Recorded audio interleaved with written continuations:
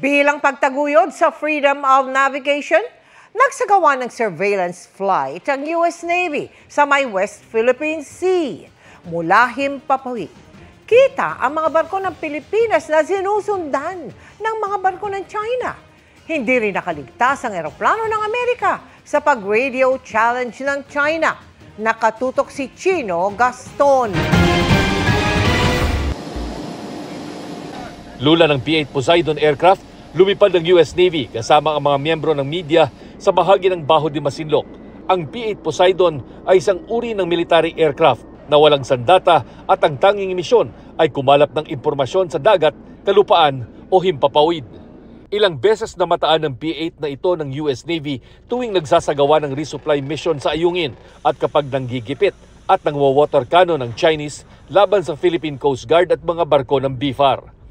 Mula Himpapawid, nakita at na-monitor ng US Navy ang mga barko ng China Coast Guard, warships ng Chinese Navy na sumusunod sa mga barko ng BFAR at Philippine Coast Guard sa misyon nitong hatiran ng krudo at supply ang mga Pilipinong mangingisda sa bahura.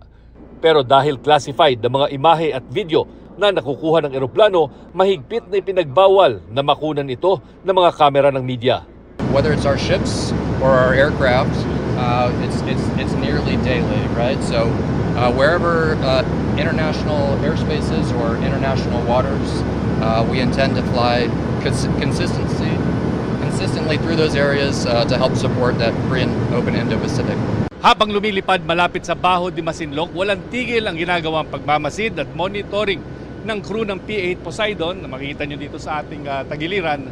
At gamit nila yung mga cameras at iba pang surveillance equipment na dala ng eroplano. Ilang beses nag-radio challenge ang Chinese Air Force sa P-8 Poseidon pero sanay na raw dito ang mga taga-US Navy. Narinig din ang pag-radio challenge ng Chinese Air Force sa isang eroplano ng BFAR. So I would say there's never any apprehensiveness that is applied to us. We go out there and we execute our mission effectively and we do our best to maintain the freedom and the security of the international waterways and the airspace. Isa sa mga crew ng eroplano, si Ken Carandang, ng tatay ay isang Pilipino mula Olongapo City. There are a couple of Chinese military ships out there, some Chinese Coast Guard ships out there, and then obviously you see some of the Filipino ships out there as well. We're right off the coast of Scarborough Shoal. Bukod sa radar at camera, may kakayahan ding maglaglag ng mga sonar buoy ang eroplano para ma-detect naman ang mga submarine sa ilalim ng dagat. Para sa GMA Integrated News, Chino Gaston, nakatutok, 24 oras.